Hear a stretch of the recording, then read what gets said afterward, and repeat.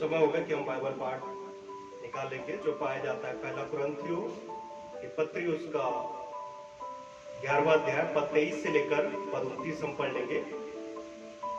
पहला कुरिन्थियों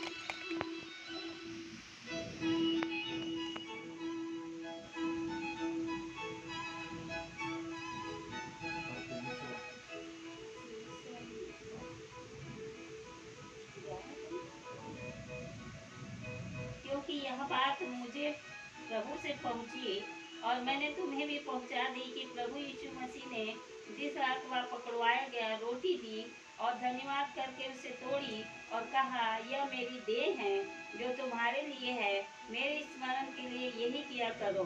इसी रीति से उसने ब्यारी के पीछे कटोरा भी दिया और कहा, यह कटोरा मेरे लहू में नई वाचा है। जब कभी भी हो तो मेरे स्मरण के लिए यही किया करो, क्योंकि जब कभी तुम यह रोटी खाते और इस कटोरे में से पीते हो तो प्रभु की मृत्यु को जब तक वह न आए प्रचार करते हो। इसलिए जो कोई अनुचित रीति से प्रभु की रोटी खाए और उसके कटोरे में से पिए, वह प्रभु की देह और लहू का अपराधी ठहरेगा। इसलिए मनुष्य अपने आप को जांच ले और इसी रीति से इस रोटी में से खाए और इस कटोरे में से पिए, क्योंकि जो खाते पीते समय प्रभु की देह को न पहचाने वह इस खाने पीने से अपने ऊपर दंड लाता है।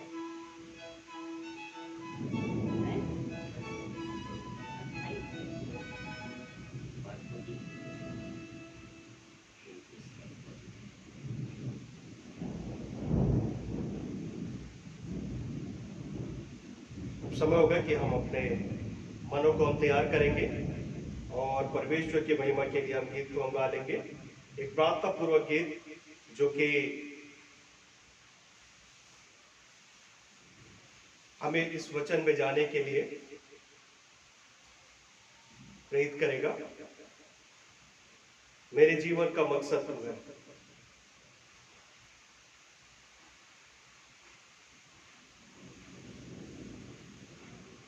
मेरे जीवन का मकसद तू है, मेरे जीने का कारण तू है।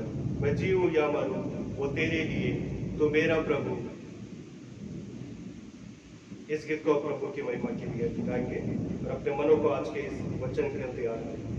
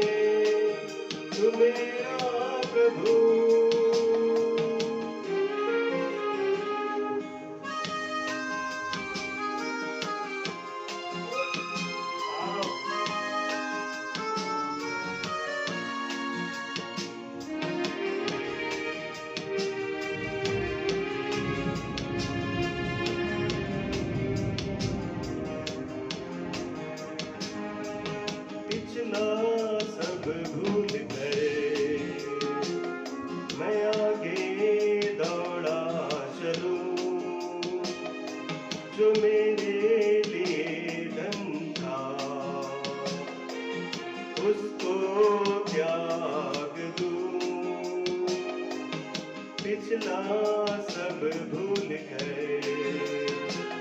मैं आगे दौड़ा चलूं, जो मेरे लिए धन था उसको त्याग दूं कि मैं पाऊं उससे पुरस्कार। दौड़ा मैं जाऊं कि मैं पाऊं उससे पुरस्कार। दौड़ा मैं जाऊं, मैं जीऊं या मरूं, वो तेरे लिए है, तू मेरा प्रभु।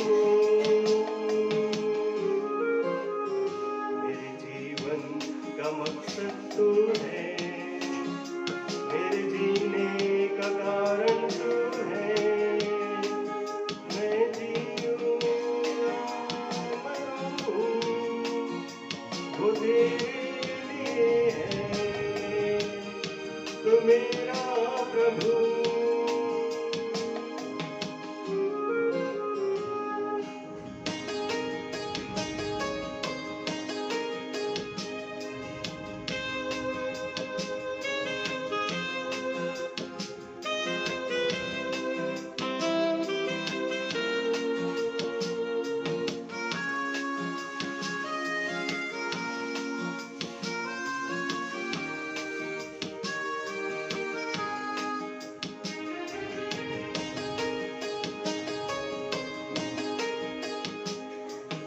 मुझ पर हुई है कृपा, बेकार न जाने दूं, जिसने मुझे है चुना उसकी ओर बढ़ूं। मुझ पर हुई है कृपा, बेकार न जाने दूं, जिसने मुझे है चुना उसकी ओर बढ़ूं। देखूं तेरी सलीब पर खींचा मैं जाऊं, देखूं तेरी सलीब पर खींचा मैं जाऊं। मैं जीऊं या मरूं, वो तेरे लिए है, तू मेरा प्रभु। मेरे जीवन का मकसद तू है, मेरे जीने का कारण तू है। मैं जीऊं या मरूं, वो तेरे लिए है, तू मेरा प्रभु। मेरे जीवन का मकसद तू है, मेरे जीने का कारण तू है।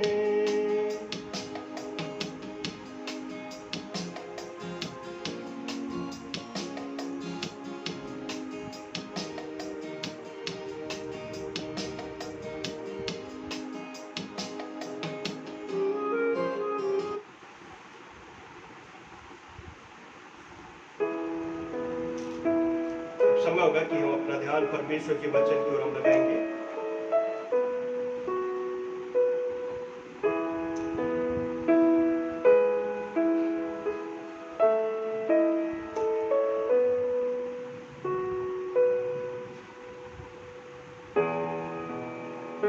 जो भाग हमने पढ़ा पहला कुरिन्थियों के पत्री उसका 11वां अध्याय पद 23 से लेकर पद 28।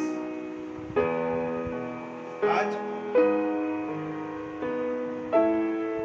जिस विषय पर हम बात करेंगे, हम जिस भाग को हमने पढ़ा उस भाग को हम पढ़कर जान सकते हैं कि ये प्रभु की मेज से संबंधित बात लिखी गई है, जहां प्रभु इस बात को बताते हैं और क्यों प्रभु की मेज स्थापना की गई, उन सारे विषयों के ऊपर ये सारी बात लिखी गई है।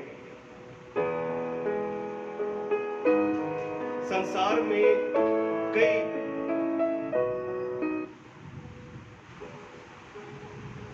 महान स्मृति बनाई गई है।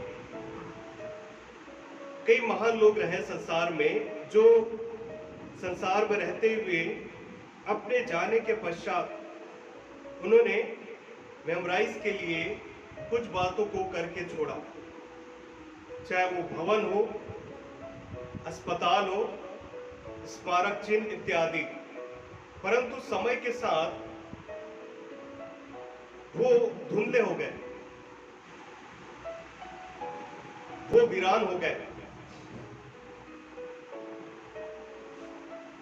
परंतु प्रभु यीशु मसीह ने संसार से जाने के बाद एक ऐसा स्मारक छोड़ा जो संसार के अंत तक रहेगा,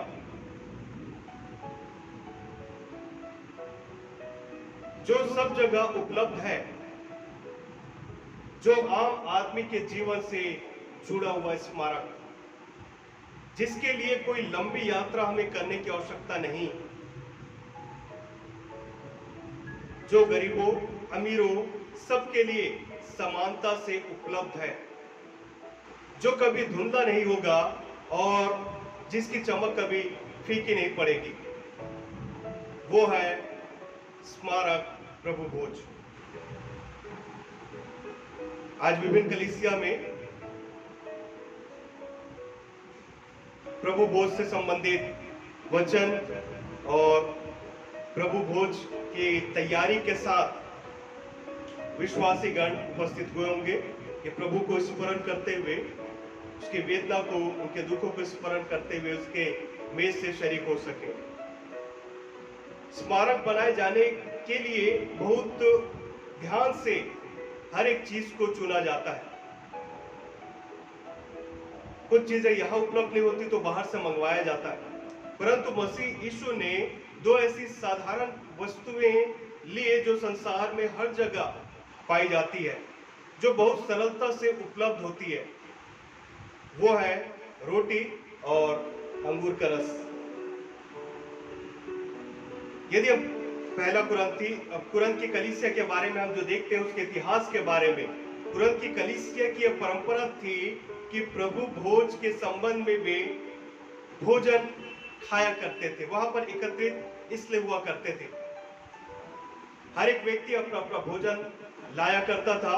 वहां अधिक अमीर लोग अपने धन का प्रगटीकरण करने लगे, जबकि गरीबों के पास कुछ भी खाने के लिए नहीं हुआ करता था।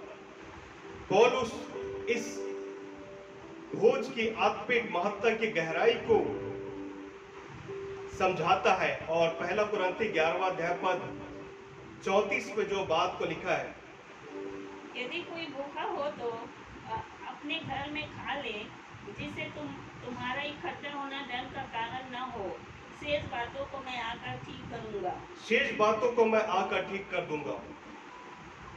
यहाँ पर इस बात को प्रेरित पौलुस बताता है, समझाता है कि जिसे कमी घटी है उसकी भरपाई जो है, जिसके पास, वो उन बातों के लिए आ गया है। प्रभु भोज के इस स्मारक को अर्थ को हम पूरी रीति से समझने के लिए हम इसे 4 भागों में बांटकर समझेंगे इसे। पहली बात, प्रभु भोज की स्थापना। प्रभु भोज की स्थापना क्यों मसीह ने किया, उसे हम पहले समझेंगे। क्यों उस चीज के लिए प्रभु ने इस बात को नियुक्त किया, ठहराया। प्रभु भोज के लिए यहूदियों के फसह के पर्व का एक समय प्रभु यीशु मसीह ने चुना, और यीशु मसीह के जीवन काल का यह अंतिम पर्व था और उसकी लालसा थी कि वो सब अपने शिष्यों के साथ मिलकर इस पर्व को मनाए।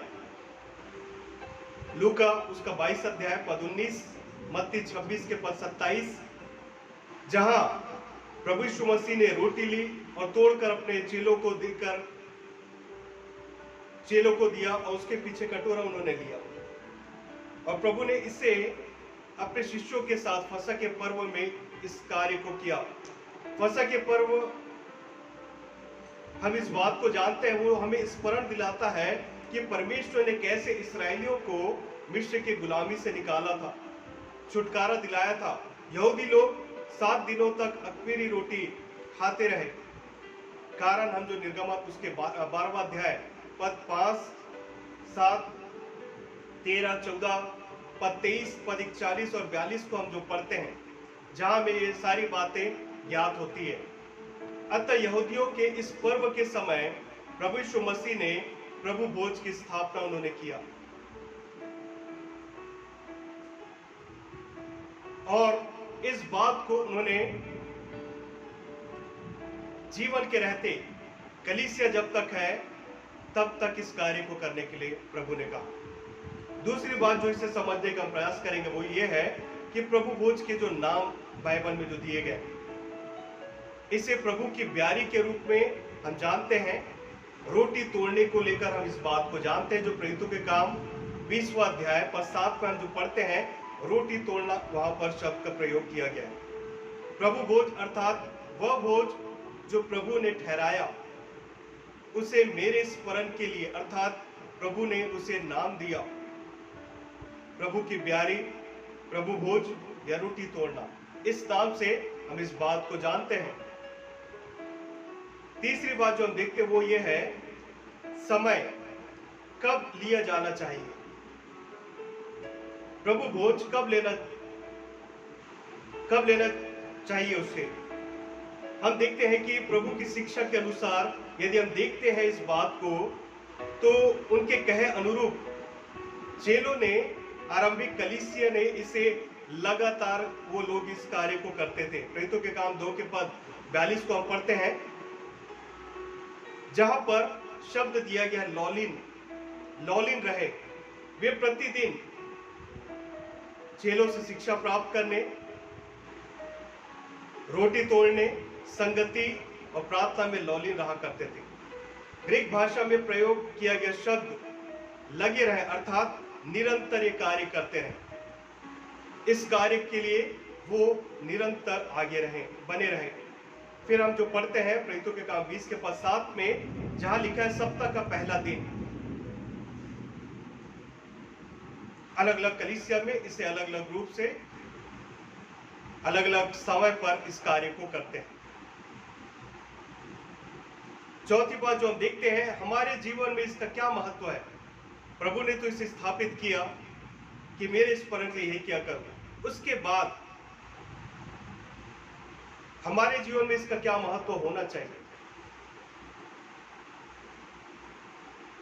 हमारे जीवन में इसका क्या महत्व होना चाहिए। पहली बात जो हम देखते हैं वो ये है कि हमारा सबसे प्रमुख स्मारक है जो परमेश्वर के प्रेम को स्मरण दिलाता है, जो परमेश्वर के प्रेम को स्मरण दिलाता है। मेरे प्रियो, परमेश्वर ने हमसे प्रेम किया, इसलिए अपने इकलौते पुत्र को हमारे उद्धार के लिए दिया कि हमें नजात मिल सके। प्रभु भोज परमेश्वर के प्रेम को स्मरण दिलाता है। मेरे प्रियो, प्रभु यीशु मसीह के बलिदान को स्मरण दिलाता है। उद्धार हम स्वयं अर्जित नहीं कर सकते थे, यह परमेश्वर के अनुग्रह से हमें प्राप्त हुआ। इन बातों को ये चीजें स्मरण दिलाया करती है। हमारे जीवन में इसका महत्व एक प्रमुख स्मारक है, जो प्रभु ने प्रेम के अनुसार इस कार्य को किया। एक प्रेम का स्मारक है। मेरे प्रियो, हम देखते हैं हमारे जीवन में इसका महत्व ये है। प्रभु भोज एक प्रचार, एक गवाही का एक माध्यम है। पहला कुरिन्थी 11 के पद 26 को यदि हम पढ़ते हैं, पहला कुरिन्थी 11 के पद 26, क्योंकि जब कभी तुम यह रोटी खाते और इस कटोरे में से पीते हो, तब प्रभु की मृत्यु को जब तक वह न आए प्रचार करते हो।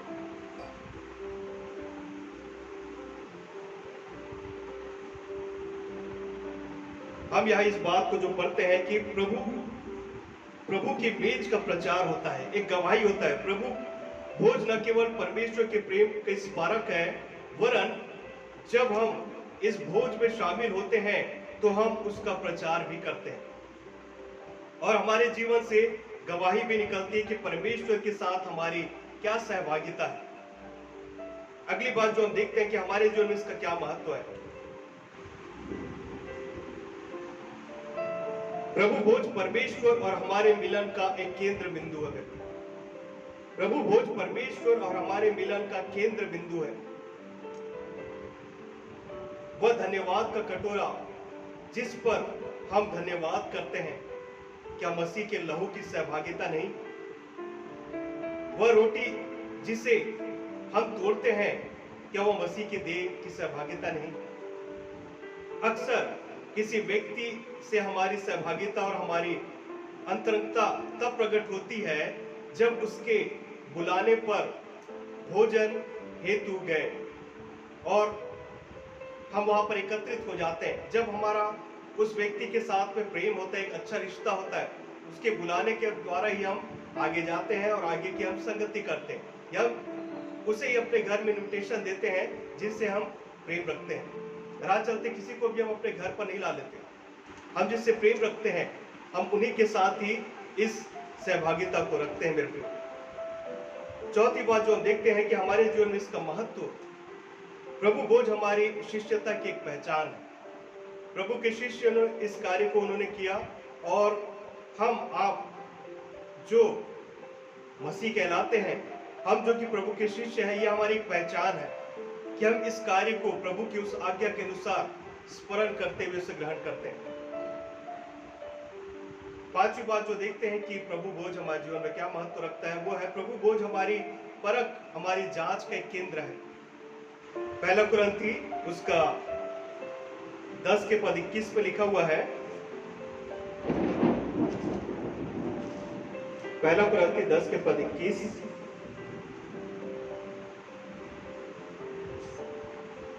प्रभु के कटोरे और दुष्टात्माओं के तुम कटोरे प्रभु के कटोरे और दुष्टात्मा के कटोरे दोनों में से नहीं पी सकते। दोनों में से नहीं पी सकते। तुम प्रभु की मेज प्रभु की मेज और दुष्टात्माओं की मेज दोनों की और दुष्टात्माओं की मेज दोनों की साझी नहीं हो सकते। साझे नहीं हो सकते।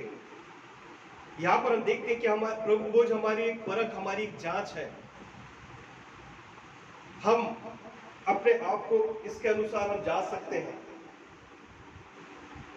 कि हम किस पे, जिसके साथ हमारा अधिक प्रेम होगा, हम उसके साथ अपनी सहभागिता को करेंगे, या शैतान की मेज या प्रभु की मेज।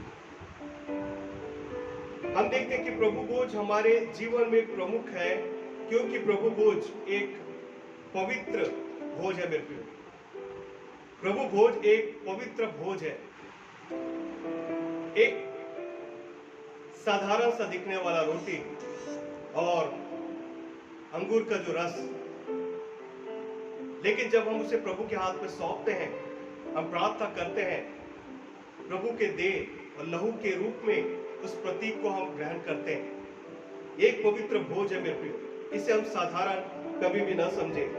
एक महानतम स्मारक है ये, एक महानतम स्मारक है ये, जिसे स्वयं प्रभु ने स्थापित किया।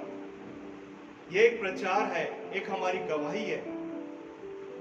हम इस कार्य को करते हैं, इसके द्वारा हम प्रभु भोज का हम क्या करते हैं, प्रचार करते हैं। हम मसीह के बलिदान का प्रचार करते हैं, उसके प्रेम का प्रचार करते हैं। एक गवाह के रूप में उस कार्य को हम करते हैं मित्रों। यह एक सहभागिता है कि प्रभु के साथ में हमारा जो संबंध है, सहभागिता को यह दर्शाता है।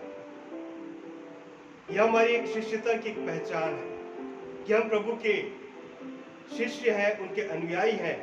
ये उसकी पहचान है प्रभु भोज। यह एक परख है, एक हमारी जांच है। हम जिससे अधिक प्रेम करेंगे, हम उसके साथ में अधिक सहभागिता को हम करेंगे।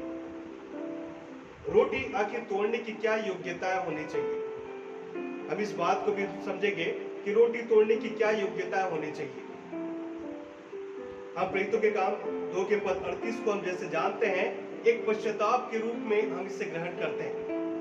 पश्चाताप के रूप में हम इसे ग्रहण करते हैं। संदेश को, प्रभु के संदेश को स्वीकार करके हम इसे ग्रहण करते हैं।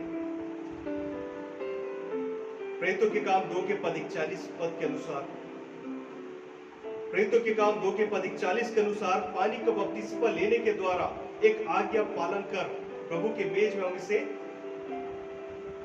ये हमारे अंदर एक योग्यता होनी चाहिए। रोटी तोड़ने के लिए जो योग्यता, अपने आप को जांचने की एक योग्यता होती है। पहला कुरिन्थी 11 का पद 28-29 को हम इस बात को जानते हैं। रोटी तोड़ने के लिए जो योग्यता है वो प्रभु की देह को पहचानना, अपने आप को जांचना, ये योग्यता हमारे जीवन में होनी चाहिए।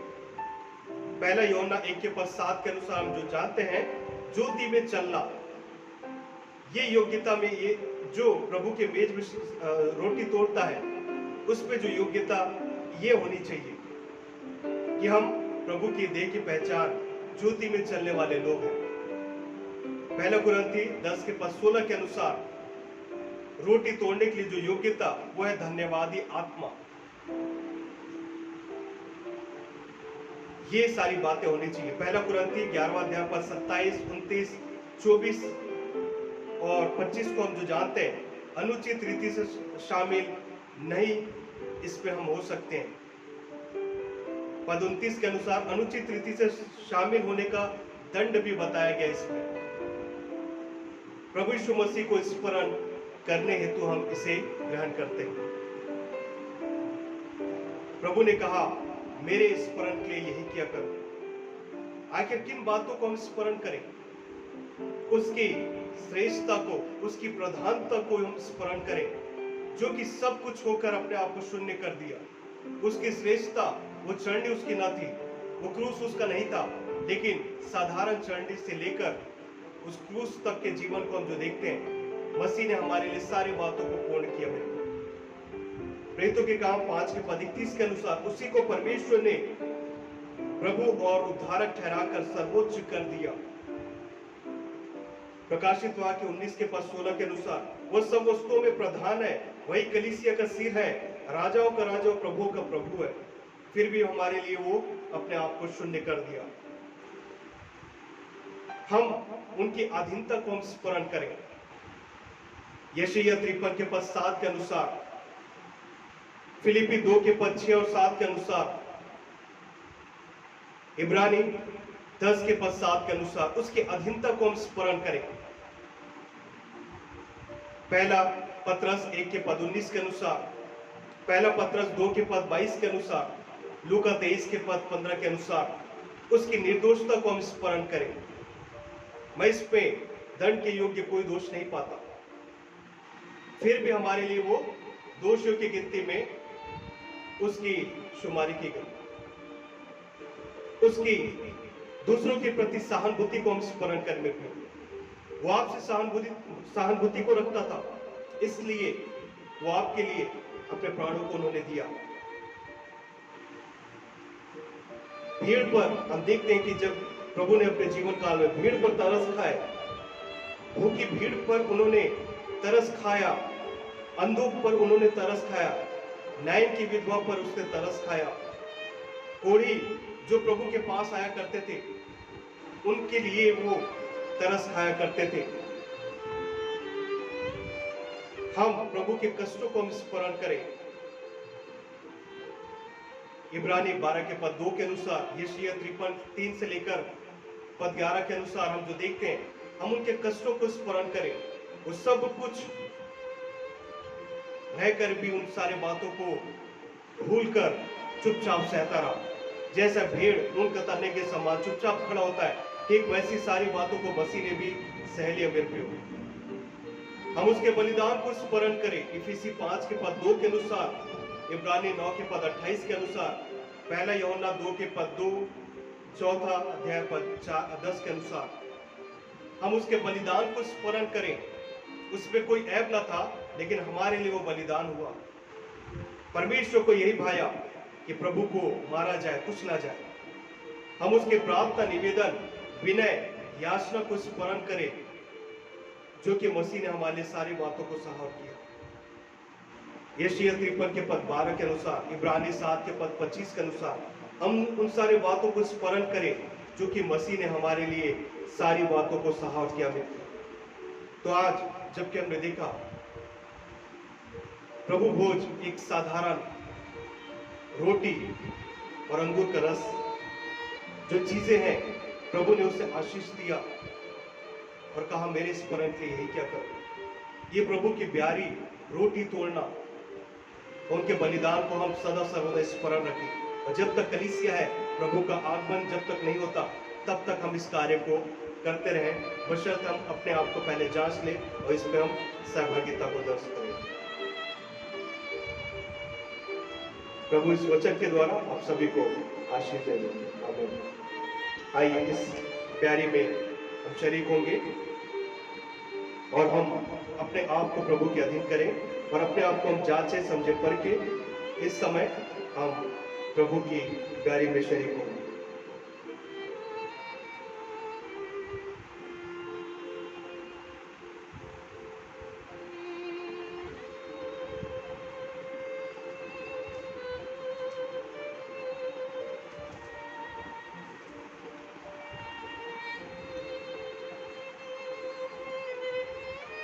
प्रभु के वचन में लिखा हुआ है, क्योंकि यह बात मुझे प्रभु से पहुंची और मैंने तुम्हें भी पहुंचा दी कि प्रभु यीशु ने जिस रात पकड़वाया गया, रोटी ली और धन्यवाद करके उसे तोड़ी और कहा, यह मेरी देह है जो तुम्हारे लिए है, मेरे स्मरण के लिए यही किया करो। इसी रीति से उसने ब्यारी के पीछे कटोरा भी लिया और कहा, यह कटोरा मेरे लहू में नहीं बाचा है, जब कभी पियो तो मेरे स्मरण के लिए यही किया करो। क्योंकि जब कभी तुम यह रोटी खाते और इस कटोरे में से पीते हो तो प्रभु की मृत्यु को जब तक वह न आए प्रचार करते हो।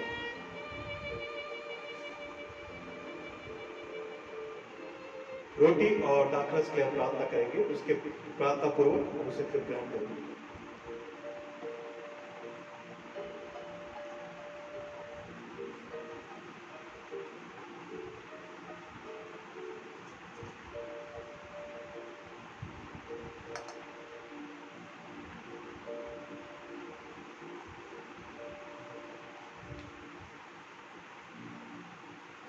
आइए इस रोटी और प्याले के लिए हम धन्यवाद करें। खुदा यीशु, एक बार फिर से आपके निकट हम आते हैं, धन्यवाद करते हैं पिता परमेश्वर, हमारा आराधना के इस भाग तक पहुंच सके कि खुदावन हम आपके बीच में शरीक हो सके अनुग्रह के साथ। खुदावन जबकि हम आपके बीच में शरीक होते हैं, हम अपने आप को जांचे समझे परखे और जो भी हमने वचनों में बातों को देखा कि खुदावन किस प्रकार से हमारे लिए पिता परमेश्वर अपने दुखों को सहा और सारी बातों को पिता परमेश्वर अपने ऊपर लेकर उस कलवरी क्रूस की मृत्यु को आपने पूर्ण किया। पिता धन्यवाद करते हैं पिता परमेश्वर, आपने अपने मृत्यु से पहले इस मेज की स्थापना किया। धन्यवाद करते हैं पिता, आपने इस बात को हमें कहा, खुदावन मेरे स्मरण के लिए क्या करो। आपने रोटी लिया, धन्यवाद करके तोड़ा और कहा, ये मैं देह। ब्यारी के पीछे आपने कटोरा भी लिया और कहा, लहू में नहीं बात है, जब कभी पियो मेरे स्मरण के लिए यही क्या करो। अनुग्रह के साथ खुदावन जबकि हम इसे ग्रहण करते हैं, हम आपके उस दुखों को, आपके बलिदान को स्मरण करने वाले हो सके। धन्यवाद करते हैं खुदावन सारी बातों के लिए, सारी आदर गौरव महिमा आपको अर्पित करते हैं। आपके प्रिय पुत्र प्रभु यीशु मसीह के नाम से दुआ को मांगते हैं, तो ऐसे सुने और कबूल करें। आमीन।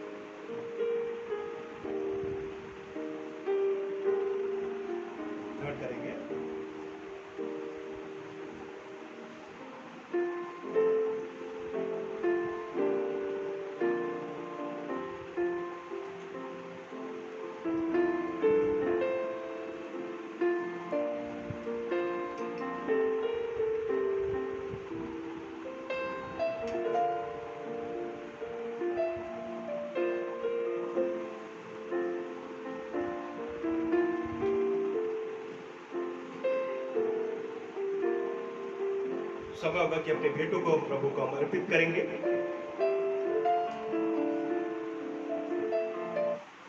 और प्रभु की महिमा के लिए इस समय हम गीत को हम गालेंगे। आत्मा से भरकर प्रभु चरणों में हम तेरे आते हैं। अपने भेंटों को हम प्रभु को अर्पित करेंगे और प्रभु की महिमा के लिए इस गीत को हम गालेंगे।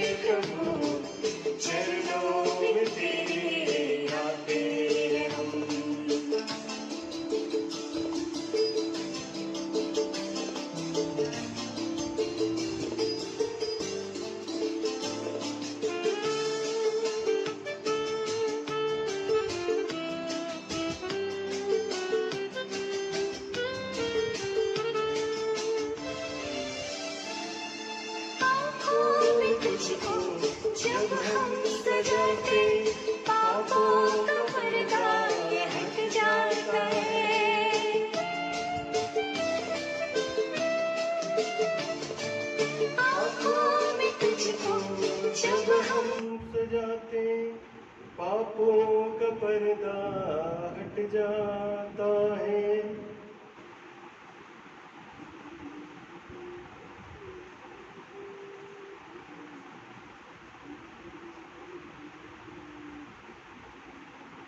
Disconnected.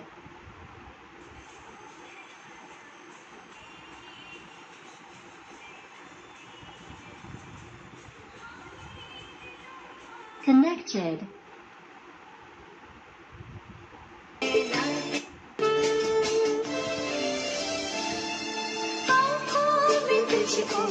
जब हम सजाते पापों का पर्दा ये हट जाता है।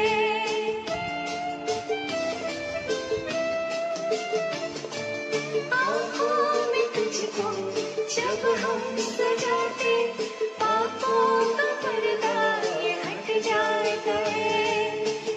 मेरे मसीहा जब तू है आता तेरी खुशबू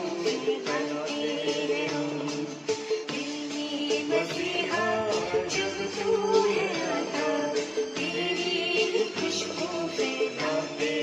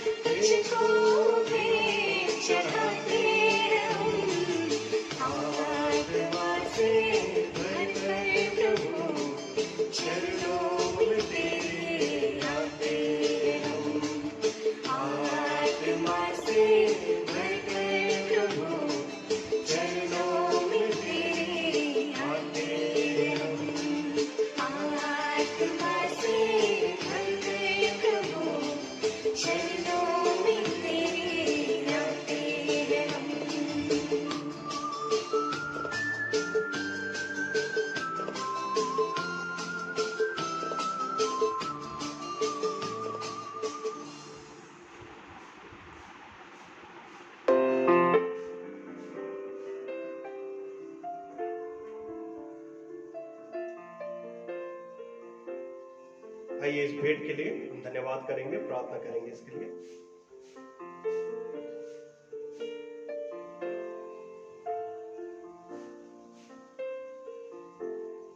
पिता परमेश्वर, एक बार फिर से हम आपके निकट हम आते हैं, विशेष करके खुदावन इस भेंट को खुदावन आपके हाथ में हम सौंपते हैं। जिन हाथों ने इसे दिया आप उन्हें अनुग्रहित करें, आशीषित करें खुदावन, और ये आपके राज्य में निरंतर खर्च हो सके खुदावन। अनुग्रह के साथ पिता परमेश्वर खाली दिलों का तोहफा हम लाते हैं, धन्यवाद करते हैं पिता परमेश्वर। आप हमें हर एक आशीषों से नवाजते हैं, आप हमें खुदावन हर एक उत्तम चीजें देते हैं खुदा। धन्यवाद करते हैं पिता परमेश्वर, धन्यवाद करते हैं पिता। जितने भी हमारे साथ जुड़े हैं पिता परमेश्वर ऑनलाइन के माध्यम से भी, हम उन्हें भी आपके हाथ में हम सौंपते हैं। आप उनकी भी सुधि ले सहायता मदद करें पिता परमेश्वर, और निरंतर हम मिलकर आपके राज्य के बढ़ोतरी के लिए इसी प्रकार से हर्ष से देने वाले हो सके खुदावन।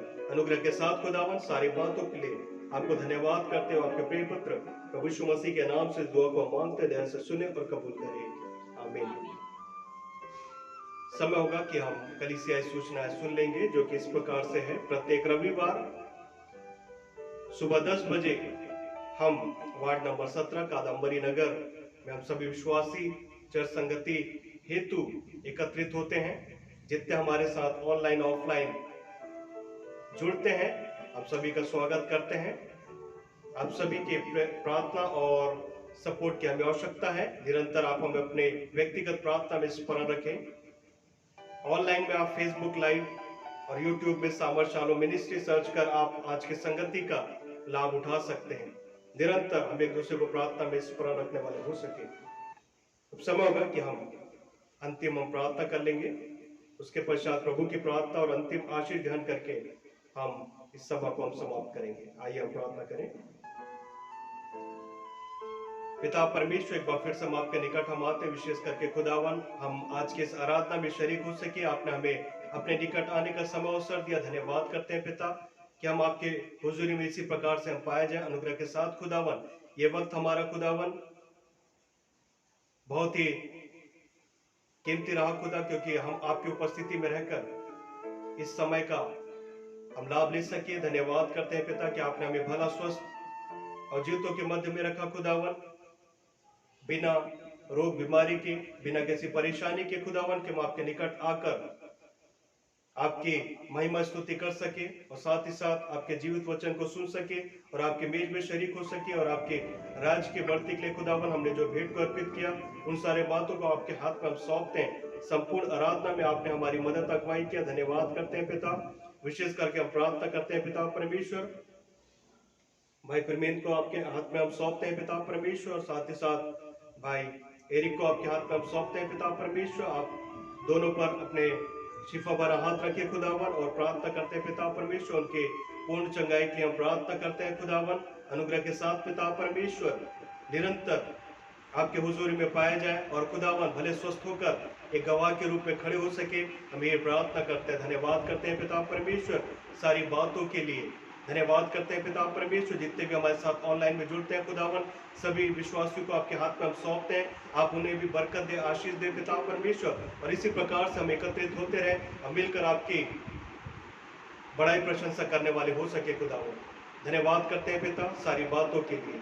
सारी आदर गौरव महिमा आपको अर्पित करते हुए आपके प्रिय पुत्र प्रभु यीशु मसीह के नाम से इस दुआ को मांगते, दया से सुने और कबूल करें, आमीन। या हमारे पिता तू जो स्वर्ग में है, तेरा नाम पवित्र माना जाए, तेरा राज्य आवे, तेरी इच्छा जैसे स्वर्ग में पूरी होती है वैसे इस पृथ्वी पर भी हो। हमारे दिन भर की रोटी आज हमें दे, और जैसे हमने अपने अपराधियों को क्षमा किया वैसे ही तो हमारे अपराधों को क्षमा कर। हमें परीक्षा में ना लाओ परंतु बुराई से बचा, क्योंकि राज पराक्रम और महिमा सदा तेरे हो, आमीन। आशीष ग्रहण करेंगे। परमेश्वर की शांति जो कि सारी समझ से परे है, मसीह में तुम्हारे हृदय विचारों की रक्षा करे।